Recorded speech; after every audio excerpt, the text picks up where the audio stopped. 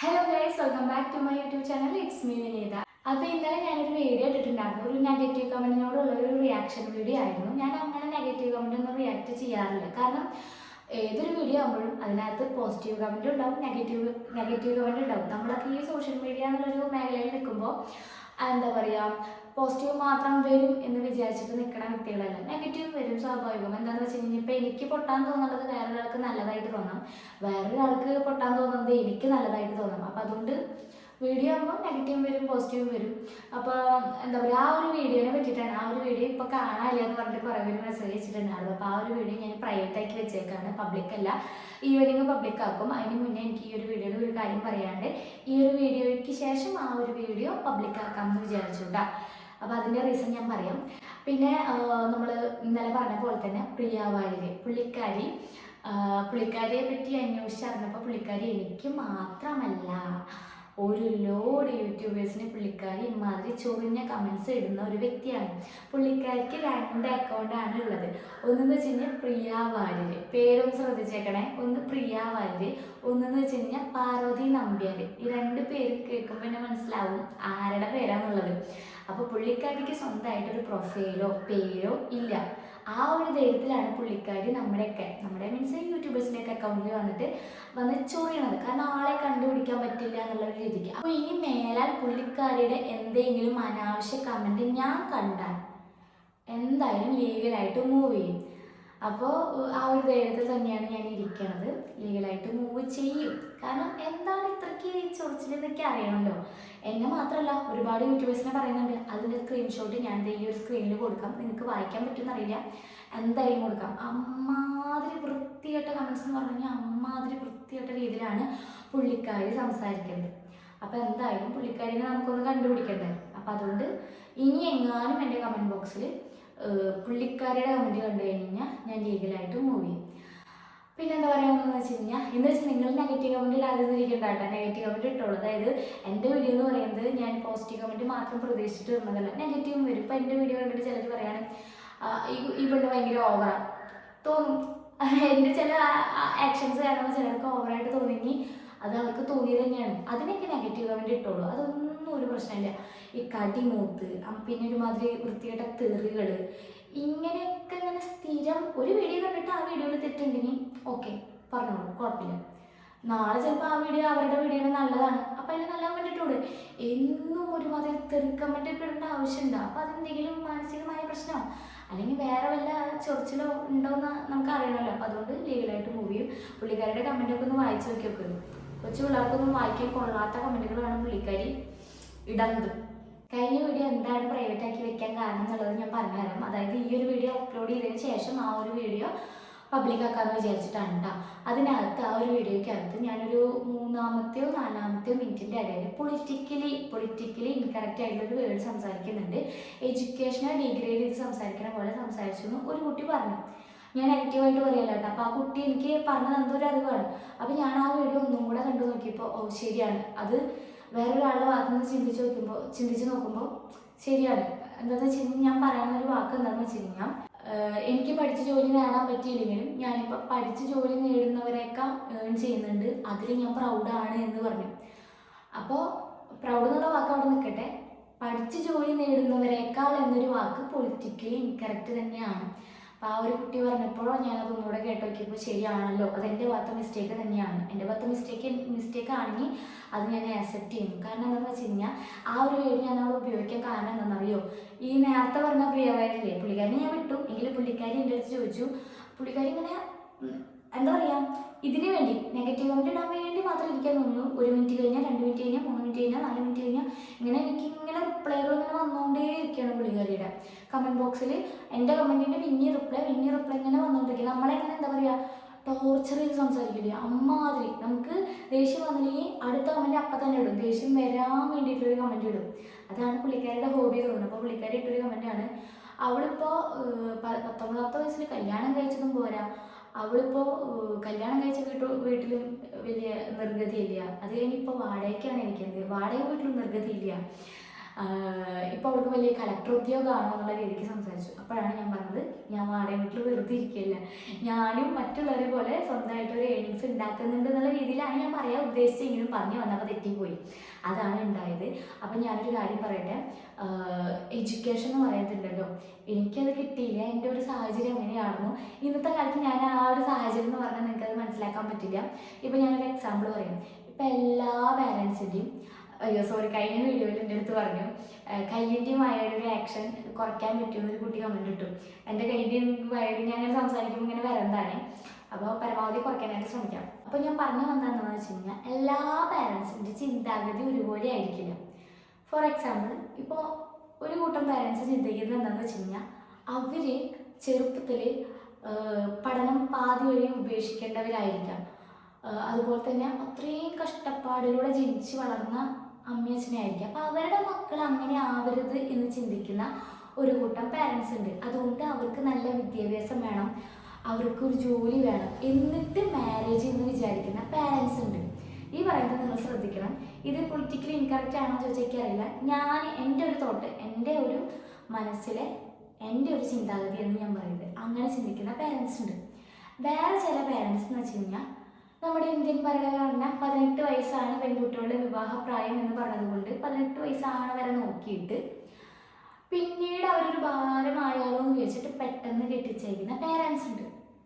മൂന്നാമത്തെ പാരൻസ് എന്ന് വെച്ച് കഴിഞ്ഞാൽ, സാഹചര്യം മൂലം മീൻസ് ഇപ്പോൾ ഹസ്ബൻഡ് മരിച്ചുപോയ അമ്മമാരുണ്ടാവാം, അല്ലെങ്കിൽ ഭാര്യ മരിച്ചുപോയ ഭർത്താക്കന്മാരുണ്ടാവാം. അപ്പോൾ അവരുടെ കുഞ്ഞുങ്ങളെ അവരുടെ കാലശേഷം ആരാ നോക്കുക, അല്ലെങ്കിൽ എനിക്ക് പെട്ടെന്ന് വയ്യാതെ കഴിഞ്ഞാൽ ആരാ നോക്കുക, അങ്ങനെ വിചാരിച്ചിട്ട് അതിനൊരു എന്താ പറയുക സൊല്യൂഷൻ അല്ല മാരേജ്. എങ്കിലും ഞാൻ എൻ്റെ ഒരു ഇത് പറയാണ്, ആരാ നോക്കുക. അപ്പോൾ അതുകൊണ്ടൊരു 18-19 വയസ്സാകുമ്പോൾ മാരേജ് ചെയ്യിപ്പിക്കുക. അല്ലെങ്കിൽ പിന്നെ സപ്പോർട്ടീവ് അല്ലാത്ത ഹസ്ബൻഡ്, അതായത് ഹസ്ബൻഡ് ചിലപ്പോൾ കുട്ടി ഉണ്ടായി ശേഷം ജനിപ്പിച്ചാൽ മാത്രം പോരാ ഒരു അച്ഛൻ എന്ന് പറയുമ്പോൾ, അവറ്റങ്ങളെ നോക്കാനും കൂടിയുള്ള കടമ വേണം, അതും കൂടി ചെയ്യണം. അപ്പം അങ്ങനെ ചെയ്യാത്ത ഹസ്ബൻഡ്, അതായത് കുട്ടി ഉണ്ടായി പിന്നെ ആൾ നാട് വിട്ടുപോയി, ആൾ വേറെ കല്യാണം കഴിച്ച് പോയി, പിന്നെ ഈ അമ്മ ആ കുട്ടീനെ ഒറ്റയ്ക്കാണ് വളർത്തുന്നത്. അല്ലെങ്കിൽ പിന്നെ ഹസ്ബൻഡ് ഭയങ്കര കുടിയനായിരിക്കാം. അങ്ങനെ സാഹചര്യം മൂലം അമ്മമാർ പെൺമക്കളെ പെട്ടെന്ന് കെട്ടിച്ചയക്കുന്നുണ്ട്. അപ്പോൾ ഇമാതിരി പെട്ടാൻ കുറച്ച്, അതായത് പാരൻസിൻ്റെ ചിന്താഗതിയാണ് ഞാൻ പറയുന്നത്. അപ്പോൾ എന്താ പറയുക, ഇതിലൊരു പാരൻസിൻ്റെ ഇതിലൊരു ഈ പറഞ്ഞ കൂട്ടത്തിലൊരു പെട്ട പാരൻറ്റിൻ്റെ മകളായിരുന്നു ഞാൻ. അപ്പോൾ അതുകൊണ്ട് എനിക്ക് ആ ഒരു സാഹചര്യം മൂലം എനിക്ക് പഠിക്കാനായിട്ട് പറ്റിയിട്ടുണ്ടായിരുന്നില്ല. ആഫ്റ്റർ മാരേജ് ഞാൻ പഠിക്കാൻ പോയിട്ടുണ്ട്. അപ്പോൾ ഇനി എൻ്റെ മക്കൾ, എനിക്ക് ഈ പറഞ്ഞ പോലെ ഒരു മോനുണ്ട്, അത് മോനായിക്കോട്ടെ മോളായിക്കോട്ടെ, അപ്പോൾ എനിക്ക് കിട്ടാത്തത് എന്തായാലും എൻ്റെ മക്കൾക്ക് കിട്ടണമെന്ന് എനിക്കുണ്ട്. എൻ്റെ പാരൻസ് അത് ചിന്തിച്ചില്ല, അത് അവരുടെ ചിന്താഗതി, അതെന്തെങ്കിലും ആവട്ടെ. അപ്പോൾ എൻ്റെന്ന് വെച്ച് കഴിഞ്ഞാൽ, എൻ്റെ മക്കൾക്ക് നല്ലൊരു വിദ്യാഭ്യാസം. യൂട്യൂബിലേക്ക് ഇറക്കൊന്നുമില്ല കേട്ടോ. യൂട്യൂബ് എന്ന് പറഞ്ഞു കഴിഞ്ഞാൽ അത് സോഷ്യൽ മീഡിയ ആണ്. ഇന്നല്ലെങ്കിൽ നാളെ ബാനായി പോവാം എന്ന് പറഞ്ഞു കഴിഞ്ഞാൽ, ഇപ്പോൾ ടിക്ടോക്കൊക്കെ എടുത്ത് കളഞ്ഞ പോലെ നമ്മുടെ ഈ യൂട്യൂബും ചിലപ്പോൾ എടുത്ത് കളയാം. യൂട്യൂബ് എടുത്ത് കളഞ്ഞില്ലെങ്കിലും നാളെ മുതൽ യൂട്യൂബേഴ്സിൻ്റെ ശമ്പളം ഇല്ല എന്ന് പറഞ്ഞാൽ നമ്മളൊക്കെ വഴിമുട്ടും. ഓക്കെ, അപ്പോൾ നമ്മൾ വേറെ ജോബ് അന്വേഷിക്കും. അതിപ്പോൾ ഏതൊരു ബിസിനസ് സ്ഥാപനമായാലും എന്താ പറയുക, ഇപ്പോൾ നിങ്ങളൊരു പച്ചക്കറി കട തുടങ്ങി അതിൽ കച്ചവടം ഇല്ലെങ്കിൽ പൂട്ടി പോവില്ല, അതുപോലെ നമ്മൾ വേറെ ജോലി അന്വേഷിക്കും. അപ്പോൾ എന്താ പറയുക, എനിക്കെന്ന് വെച്ച് കഴിഞ്ഞാൽ ഒരു ലക്കിനാണ് യൂട്യൂബ് കിട്ടിയത്. യൂട്യൂബ് എന്ന് പറഞ്ഞു കഴിഞ്ഞാൽ വലിയ ക്രെഡിറ്റ് ആയിട്ട് ഞാൻ കൊണ്ട് നടക്കില്ല. ഞാൻ പറയുകയാണെങ്കിൽ എനിക്കെന്ന് വെച്ച് കഴിഞ്ഞാൽ ഒരു ലക്കിനാണ് കിട്ടിയത്. എൻ്റെ വീഡിയോ കാണുന്ന ഏതെങ്കിലും കുഞ്ഞു മക്കളുണ്ടെങ്കിൽ, നിങ്ങളുടെ പാരൻസ് നിങ്ങൾക്ക് നല്ലൊരു എഡ്യൂക്കേഷൻ പ്രൊവൈഡ് ചെയ്യുന്നുണ്ടെങ്കിൽ അത് മാക്സിമം യൂട്ടിലൈസ് ചെയ്യുക. കാരണം എന്ന് വെച്ച് കഴിഞ്ഞാൽ സോഷ്യൽ മീഡിയ എന്നും ഉണ്ടാവില്ല, പക്ഷേ നമുക്ക് കിട്ടിയ എഡ്യൂക്കേഷനാണ് എന്നും വാല്യൂ ഉണ്ടാവുള്ളൂ. പിന്നെ വേറെ ഒരാളെ കമൻറ്റിട്ടതാണ്, ഈ തുപ്പിയതും ആണ് ഇവറ്റകളുടെയൊക്കെ കണ്ടന്റ് എന്ന് പറഞ്ഞു. അതൊക്കെ ഓരോരുത്തരും ഇഷ്ടമല്ല. അതെന്ന് വെച്ച് കഴിഞ്ഞാൽ, ഇപ്പോൾ ചിലർക്ക് ക്രാഫ്റ്റിനോടാവും താല്പര്യം, അപ്പോൾ അവർ കൂടുതലും ക്രാഫ്റ്റ് വീഡിയോസ് ആയിരിക്കും ചെയ്യാം. ചിലരെന്ന് വെച്ച് കഴിഞ്ഞാൽ സ്റ്റിച്ചിങ് ആയിരിക്കും, അപ്പോൾ അവർ തയ്ച്ചതും അങ്ങനത്തെ കാര്യങ്ങളൊക്കെ ഇടും. ചിലർ കുക്കിംഗ് ആയിരിക്കും. അപ്പോൾ യൂട്യൂബ് എന്ന് പറയുമ്പോൾ യൂട്യൂബ് എന്നല്ല, സോഷ്യൽ മീഡിയ എന്ന് പറയുമ്പോൾ നമ്മൾ കൺസിസ്റ്റൻസിയാണ് പ്രധാനം. ഡെയിലി വീഡിയോസ് ഇടണം. അപ്പോൾ നമുക്ക് ലൈഫ് ലോങ് വീഡിയോ ഇടാൻ പറ്റുന്ന ലൈഫ് സ്റ്റൈൽ വീഡിയോസ് ആണെങ്കിൽ നമ്മൾ അത് ചൂസ് ചെയ്യും. അതൊക്കെ ഓരോരുത്തരുടെ ഇഷ്ടം.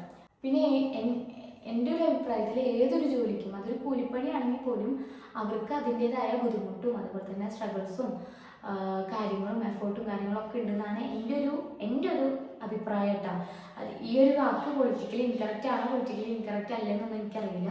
എങ്കിലും ഞാൻ പറയുകയാണ്, ഏതൊരു ജോലിക്കും അതിൻ്റെതായ അന്തസ്സും ഉണ്ട്, എഫേർട്ടും ഉണ്ട്, സ്ട്രഗിൾസും ഉണ്ട്. ഓക്കെ. പിന്നെ വേറൊരു കമൻറ്റ് എഴുതുന്നതാണ്, വിറ്റങ്ങളൊക്കെ നമ്മൾ കാണുന്നതുകൊണ്ടാണ് ജീവിച്ചു പോകുന്നത്, അതായത് അവരാണ് നമ്മുടെ വ്യൂവേഴ്സ്, അതുകൊണ്ടാണ് ജീവിച്ചു പോകുന്നതെന്ന് പറഞ്ഞു. ശരിയാണ്, നിങ്ങൾ കാണുന്നതുകൊണ്ട് തന്നെയാണ് നമുക്ക് ഒരു ഏണിങ്സ് കിട്ടുന്നത്.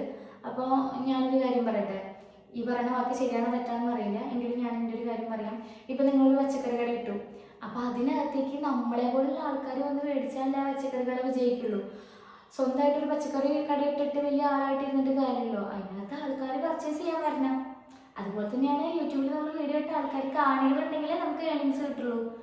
അപ്പോൾ ഈ പച്ചക്കറി കടയിൽ ആൾക്കാർ ആരും ഇല്ലെങ്കിൽ അത് കൂട്ടിപ്പോകും. അതുപോലെ ഒരു തുണിക്കടയാണെങ്കിലും എന്താ പറയുക, ആൾക്കാരുണ്ടെങ്കിൽ തന്നെയാണ് തുണി വിറ്റുപോയാലേ നമുക്ക് ഏണിങ്സ് കിട്ടത്തുള്ളൂ. കുറേ തുണി വാങ്ങി വെച്ച് ഇതെൻ്റെ കടയാന്ന് പറഞ്ഞിട്ട് കാര്യമില്ലല്ലോ, അതിനകത്ത് ആൾക്കാർ കയറണ്ടേ. അതിപ്പോൾ ഒരു ചിട്ടിയാണെങ്കിൽ അങ്ങനെ തന്നെ അതിൽ ആൾക്കാർ വന്ന് ചേർന്നാൽ തന്നെയാണ് അതിൽ അവർക്കൊരു ലാഭം എന്ന് പറയുന്നുള്ളൂ. ഇതെൻ്റെ ചിട്ടിക്കടയാണ് എന്ന് പറഞ്ഞിട്ടൊരു കാര്യമില്ല. അപ്പോൾ എല്ലാത്തിലും എന്താ പറയുക, മനുഷ്യന്മാരുടെ പങ്കുണ്ട്. അതായത് ഇപ്പോൾ യൂട്യൂബായിട്ടും നിങ്ങൾ കാണുന്നതുകൊണ്ട് നമുക്ക് ഏണിങ്സ് കിട്ടുന്നു, നിങ്ങൾ ജോലി ചെയ്യുന്ന സ്ഥാപനമാണെങ്കിൽ അവർ കാരണം നിങ്ങൾക്ക് ഏണിങ്സ് കിട്ടുന്നു. അങ്ങനെ പരസ്പരം ബന്ധപ്പെട്ട് ഇരിക്കുന്നു എന്നാണ് എൻ്റെ ഒരു ഇത് കേട്ടോ. നമ്മൾ വീഡിയോ ചെയ്യുന്നു, നിങ്ങൾക്കത് ഇടയ്ക്ക് ഒരു ടൈം പാസിന് ഇങ്ങനെ ഇൻസ്റ്റ യൂട്യൂബ് സ്ക്രോൾ ചെയ്യുമ്പോൾ നിങ്ങൾക്ക് ഒരു ടൈം പാസ്, അപ്പം അതിന് നമുക്ക് ചെറിയൊരു ഇൻകം കിട്ടുന്നു.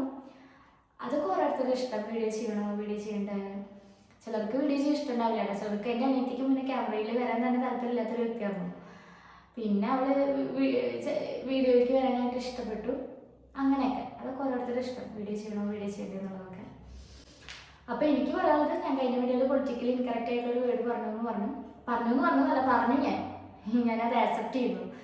അപ്പോൾ അതൊന്ന് ജസ്റ്റ് ഒന്ന് എനിക്ക് നിങ്ങളെ ഒന്ന് പറഞ്ഞ് മനസ്സിലാക്കണമെന്നുണ്ടായി. അതായത് ഞാൻ എല്ലാവരും ഉദ്ദേശിച്ചല്ല, ആ പുള്ളിക്കാരിക്ക് വേണ്ടിയിട്ട് കൊടുത്ത ഒരു വീഡിയോ ആയിരുന്നു അത്. അതായത് പുള്ളിക്കാരി എൻ്റെ അടുത്ത് ചോദിച്ചു, നീ ഇപ്പോൾ പഠിച്ചിട്ട് എന്ത് നേടി എന്ന് ചോദിച്ചു. അപ്പം അതുകൊണ്ട് പഠിച്ചില്ലെങ്കിലും എനിക്കൊരു ഏണിങ്സ് ഉണ്ട് എന്ന് ഞാൻ ആ ഒരു വീഡിയോയ്ക്ക് അകത്ത് പറഞ്ഞതാണ്. അത് പറഞ്ഞു വന്നപ്പോൾ പഠിച്ച് ജോലി നേടുന്നവരെക്കാൾ എനിക്ക് സമ്പാദ്യമുണ്ട് എന്ന് ഞാൻ പറഞ്ഞു പോയി. അതെൻ്റെ തെറ്റാണ്. അപ്പോൾ തെറ്റ് പറഞ്ഞിട്ട് വന്ന് മെഴുകുക എന്ന് പറയരുത് കേട്ടാ. തെറ്റ് പറഞ്ഞെങ്കിൽ നമ്മൾക്ക് ഏറ്റവും വലിയൊരു ക്വാളിറ്റി വേണ്ടത് തെറ്റ് ആക്സെപ്റ്റ് ചെയ്യാനുള്ള മനസ്സാണ്. ഓക്കെ, തെറ്റ് പറഞ്ഞിട്ട് അത് വന്ന് മെഴുകി സംസാരിച്ചു എന്നതല്ല, തെറ്റ് ആക്സെപ്റ്റ് ചെയ്യാനുള്ള ഒരു മനസ്സ് നമുക്ക് വേണം. അതാണ് ഒരു മനുഷ്യൻ്റെ ഏറ്റവും വലിയൊരു ക്വാളിറ്റി എന്താണെന്ന് അറിയാം, തെറ്റ് ആക്സെപ്റ്റ് ചെയ്യുക. പിന്നെ നല്ല പോലെ പഠിച്ചു എന്ന് പറഞ്ഞിട്ടും വലിയ കാര്യമില്ല.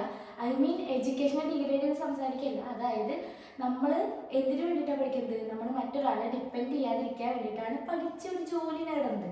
അപ്പോൾ ആഫ്റ്റർ മാരേജ് നമുക്ക് വലിയ വിദ്യാഭ്യാസമൊക്കെ ഉണ്ട്, പക്ഷേങ്കിൽ അത് യൂസ് ചെയ്തില്ലെങ്കിൽ അവിടെ ആർക്കാ നഷ്ടം? നമുക്ക് തന്നെയാണ് നഷ്ടം.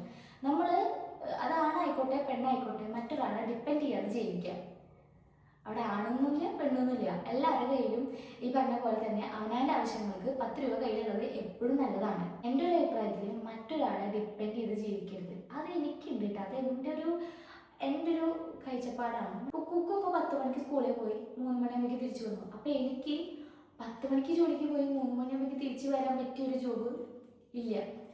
പിന്നെ അവൻ വന്നു കഴിഞ്ഞാൽ അമ്മാമ്മയില്ല, നോക്കാം അച്ചാച്ചല്ല, ആരുമില്ല. അപ്പോൾ അതുകൊണ്ട് ഞാൻ തന്നെയാണ് നോക്കണം എന്ന് വെച്ച് ഞാൻ വീട്ടിലെ പണിയും ചെയ്ത് കുട്ടീനെ നോക്കിയിരിക്കില്ല. എന്നെ കൊണ്ടാവുന്ന വിധം ഞാൻ ഒരാളെ ഡിപ്പെൻഡ് ചെയ്ത് ജീവിക്കാതിരിക്കാനുള്ള ഒരു ഏണിങ്സ് ഞാൻ ഉണ്ടാക്കുന്നുണ്ട്.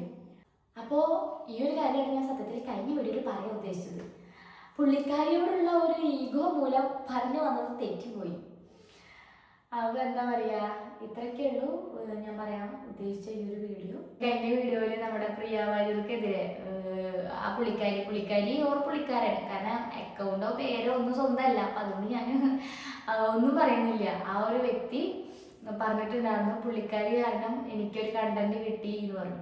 ശരിയാണ്, പുള്ളിക്കാരി കാരണം എനിക്ക് 2 കണ്ടന്റ് കിട്ടി, 2 ലോങ് വീഡിയോയും കിട്ടി, കഴിഞ്ഞ വീഡിയോയും കിട്ടി, ഈ വീഡിയോയും കിട്ടി. അപ്പം എനിക്ക് ഈ മാസം 2 ചാക്ക് അരി മേടിക്കാനുള്ള കാശ് കിട്ടി. അല്ല പിന്നെ അതും നല്ല കടിമൂത്ത അരി മേടിക്കാനുള്ള കാശ് കിട്ടി. പുള്ളിക്കാരി എന്നോട് പറഞ്ഞത് കടിമൂത്ത് കല്യാണം കഴിച്ചു. അപ്പോൾ പുള്ളിക്കാരി പറഞ്ഞ പോലെ തന്നെ എനിക്ക് 2 ചാക്ക് അരി മേടിക്കാനുള്ള കാശ് കിട്ടി. അപ്പോൾ ഇന്നത്തെ ഈ ഒരു വീഡിയോ ഇത്രേ ഉള്ളൂ. വീഡിയോ കണ്ടിട്ട് നെഗറ്റീവ് ആയാലും പോസിറ്റീവ് ആയാലും കമൻറ്റ് ചെയ്തോളൂ, കുഴപ്പമില്ല കേട്ടോ. കാരണം എന്താണെന്ന് വെച്ച് കഴിഞ്ഞാൽ ചൊറിഞ്ഞ കമൻറ്റ് ഇടരുത്. കാരണം നമ്മുടെ വീഡിയോ കണ്ടിട്ട് ഒരു വീഡിയോ കണ്ടു കഴിഞ്ഞാൽ നെഗറ്റീവ് ആണെങ്കിൽ നെഗറ്റീവ് പറയുക, പോസിറ്റീവ് ആണെങ്കിൽ പോസിറ്റീവ് പറയുക. കാരണം ഒരു വീഡിയോ കാണുമ്പോൾ ചിലപ്പോൾ അതിൽ പൊട്ടാ കണ്ടു കഴിഞ്ഞാൽ നല്ലത് പറയേണ്ട ആവശ്യമില്ല, അവിടെ നിങ്ങൾക്ക് പൊട്ടാൻ തന്നെ പറയാം. ഇപ്പം എൻ്റെ സംസാരം ഓവറായിട്ട് തോന്നുകയാണെങ്കിൽ ഓവർ തന്നെ പറഞ്ഞോളൂ, കുഴപ്പമില്ല. കാരണം അപ്പോഴല്ലേ ഞാൻ അടുത്ത തവണ ശ്രദ്ധിക്കുക. നിങ്ങൾ മിസ്റ്റേക്ക് പറഞ്ഞാലല്ലേ ഞാൻ അടുത്ത തവണ ശ്രദ്ധിക്കുക.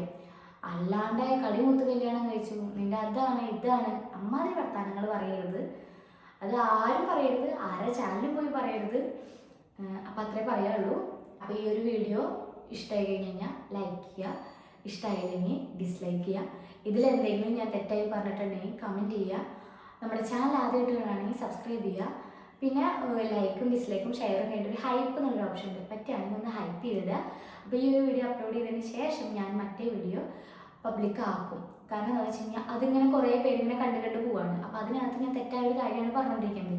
അപ്പോൾ അതാദ്യം ക്ലിയർ ചെയ്തിട്ട് നമ്മൾ പറയല്ലേ നല്ലത്. അല്ലെങ്കിൽ ഈ തെറ്റായ കാര്യം മറ്റുള്ള കുട്ടികളാണ് വീഡിയോ കാണുക, അപ്പോൾ അവരുടെ ഇടയിലേക്കും കൂടെ ഇങ്ങനെ പോയിക്കൊണ്ടിരിക്കുകയാണ്. അപ്പോൾ ഞാൻ ഉദ്ദേശിച്ച കാര്യം ഈ ഒരു വീഡിയോയ്ക്കകത്ത് മൊത്തത്തിൽ പറഞ്ഞിട്ടുണ്ട്. അപ്പോൾ ഇന്നത്തെ വീഡിയോ ഇത്രയുള്ളൂ. എല്ലാവർക്കും